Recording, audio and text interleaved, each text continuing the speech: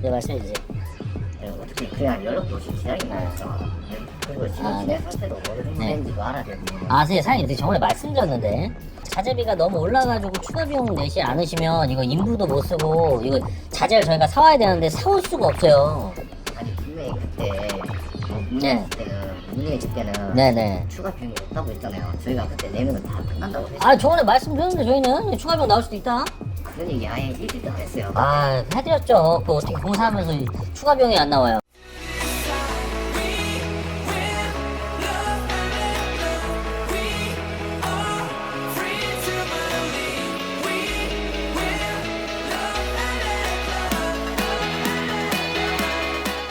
자, 반갑습니다. 대장 김상준입니다.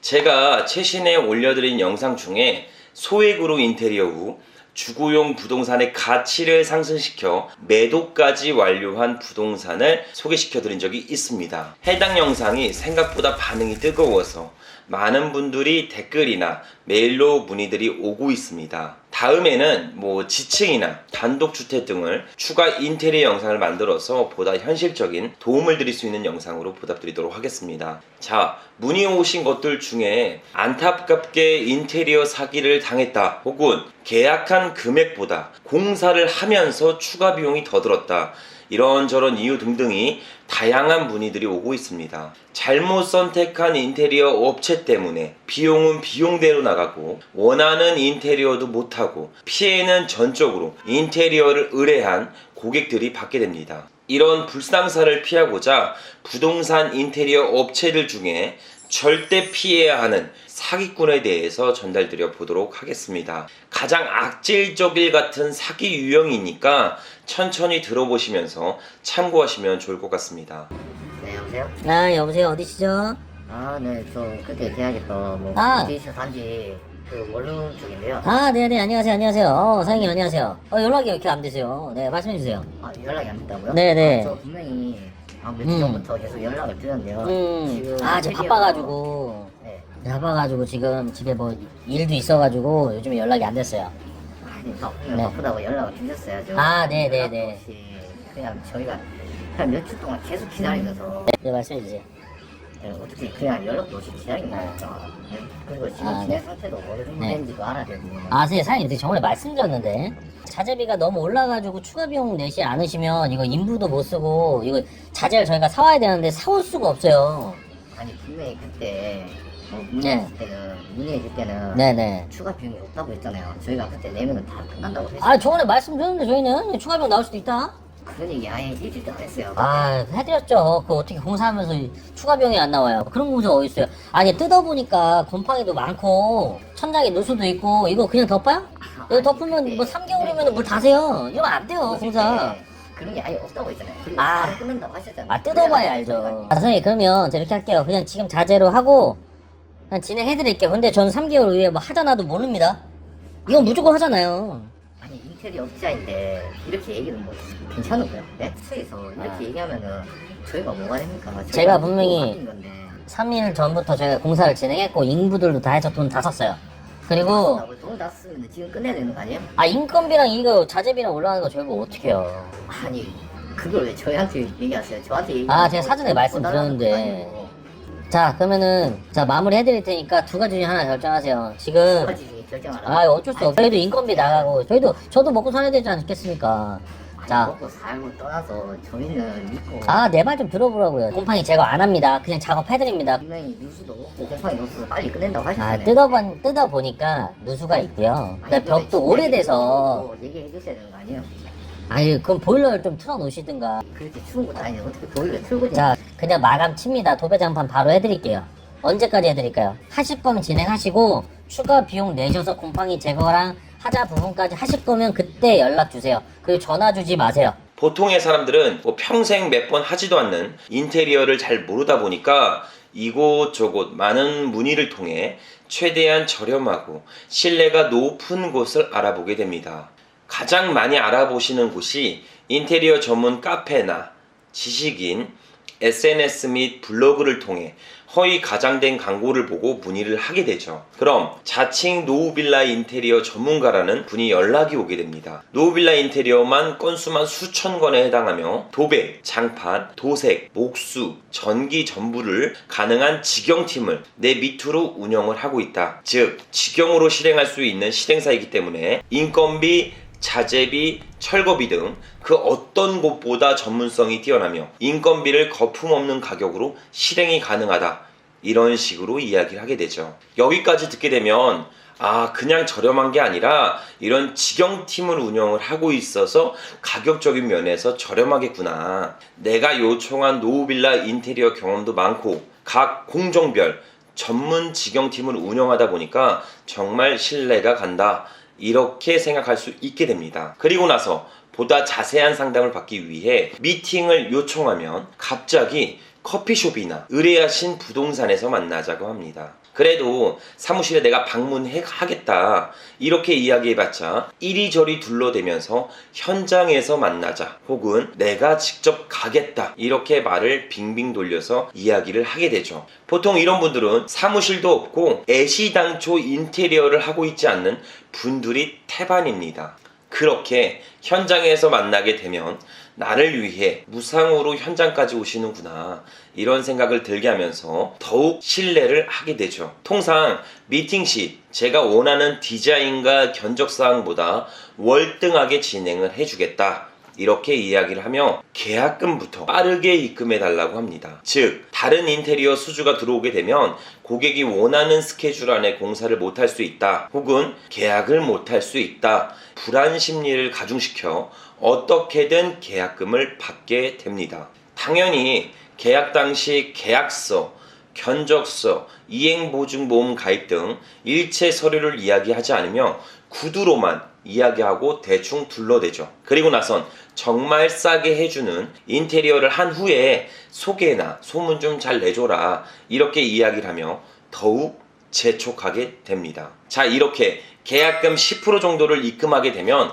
하루 이틀 뒤에 저급 기술자들을 불러서 대충 철거하고 공사하는 척을 합니다. 자, 지금부터가 지옥의 시작입니다. 공사 직후 며칠 뒤 연락이 오게 되죠.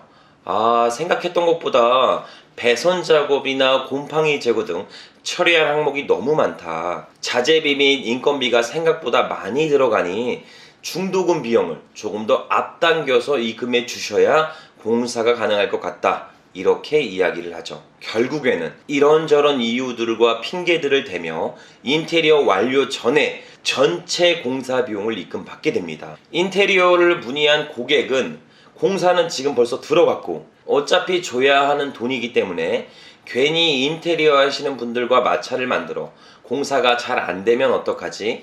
이런저런 마음 때문에 결국 울며 겨자 먹기로 공사대금 전체를 완납하게 되죠. 돈을 다 받게 되면 인테리어 업체는 180도 태도가 돌변하게 됩니다.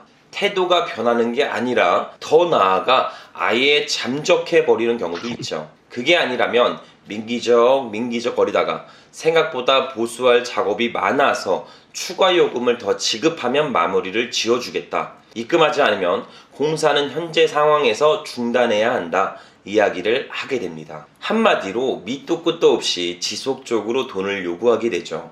그렇게 최초 계약한 금액보다 최소 30%에서 50% 이상 비싸게 지급하고는 공사가 끝내 마무리됩니다. 공사가 끝난 현장을 보면 타일 및 도배장판은 전부 울어서 떠있게 되고 전기는 꺼졌다 켜졌다 하고 한마디로 개판을 만들어 놓게 됩니다. 그도 그럴 것이 이런 분들은 애시당초 각 공정별 직영팀이 없어 알바로 하는 C급 기술자분들을 데리고 저급 자재를 통해 하는 둥 마는 둥 마무리 작업을 하게 됩니다. 당연히 디테일 부분에서도 미흡해요. 우라통만 터지게 되죠. 결국 돈과 시간과 정신적인 스트레스 등으로 화병이 나실 수 있습니다. 통상 그럼 인테리어 사기라고 하면 그거 뭐 신고하면 되지 않나 생각하시지만 소송이나 보상받기가 어렵습니다. 즉 조금이라도 공사가 시작되었다면 중간에 중단되더라도 법적으로 고의성을 입증하지 못하게 됩니다. 그렇게 되면 결국에는 무혐의 처분을 받게 되죠. 그러니 인테리어를 알아보신다면 다른 업체와 견적서를 비교하면서 보통의 업체들보다 월등하게 저렴한 가격을 제시하는 업체가 있다면 한 번쯤 의심해 보셔야 합니다. 저렴한 견적서에는 함정이 존재합니다. 계약 당시 500만 원이라고 해서 인테리어를 의뢰했는데 부가세 비용은 별도였다. 혹은 설계 비용, 디자인 비용은 해당 견적에서 빠져 있었다. 이런 식으로 이야기를 하고 결국에는 과도한 인테리어 비용을 지출하게 됩니다. 인테리어에 사기를 당할 경우 모든 것은 소비자의 몫으로 돌아가게 되죠. 자, 이렇게 인테리어 업체들 중에서 최악의 사기꾼을 만나지 않기 위해 제가 최소 3가지의 체크할 사항에 대해서 말씀을 드려보도록 하겠습니다. 그중 첫 번째는 인테리어 업체의 사업자 등록증 및 면허증을 꼭 확인하셔야 합니다. 만약 알려주지 않는다면 국세청에 들어가서도 확인이 가능하며, 만약 무면허라면 1,500만 원 이하로만 공사를 할 수 있고 그 이상은 불가합니다. 그리고 꼭 해당 인테리어 업체 사무실에 방문해서 계약서를 작성하고 개인 명의가 아닌 해당 사업자의 명의로 된 통장에만 계약금을 입금하셔야 합니다. 여기서 더욱 안전하게 계약 이행 보증보험 가입을 통해 내 피 같은 돈을 보다 안전하게 지키셔야 합니다. 자, 그리고 두 번째는 최소 5년 이상 인테리어업을 하신 전문 업체에게 의뢰를 하셔야 합니다. 물론 1년 안에 화려한 인테리어 성과와 업적을 만드신 분들도 있지만 각 상황에 맞게 대처하는 유연성은 실무 경험에서 나오게 되니까 최소 5년 정도 인테리어를 한 포트폴리오를 확인하여 공사를 의뢰하셨으면 좋겠습니다. 그리고 세 번째는 정확한 견적서 및 계약서를 받으셔야 합니다. 계약서에서는 최초 금액 이상의 추가 비용은 일체 언급하지 않으며 약속한 품질, 구조, 자재, 기일, AS 등 엄수해서 이행하겠다라는 계약서를 꼭 받으셔야 합니다. 그리고 각 공정별로 시공이 완료되면 영상이나 사진을 통해 공정별로 체크해주는 곳을 선정해서 계약을 하셔야 합니다. 자, 이렇게 위에 말씀드린 최소 3가지만 충실하게 이행하면서 인테리어 계약을 한다면 절대 사기당할 일은 없을 것 같습니다. 주거용 부동산을 경매로 매입 후 인테리어를 통해 가치를 상승하여 매도 전략을 계획한다면 오늘 영상 꼭 체크하여 안타까운 인테리어 사기 피해가 없으셨으면 좋겠습니다. 자, 참고로 양심적으로 인테리어 하는 사장님들도 너무 많습니다. 하지만 평생 살면서 몇 번 접해보지 못한 인테리어라는 약점을 가지고 안타깝게 사기를 당하시는 분들이 많으셔서 오늘 영상을 통해 인테리어에 사기를 당하는 일이 없도록 방지하셨으면 좋겠습니다. 자, 이런 말이 있습니다. 성공은 매일 부단하게 반복되는 작은 노력의 합산이다. 부동산 경매 투자, 인테리어 잘하는 방법 등 요행은 없습니다. 끝까지 포기하지 않고 노력하며 본인의 시간을 갈아 넣을 때 그때 비로소 실력을 얻게 됩니다. 끊임없이 반복하며 실행했으면 좋겠습니다. 그 노력에 힘이 될 수 있도록 꾸준히 양질의 영상으로 보답드리도록 하겠습니다. 자, 오늘도 긴 영상 시청해주셔서 감사드리며 항상 건강하고 행복하셨으면 좋겠습니다. 감사합니다.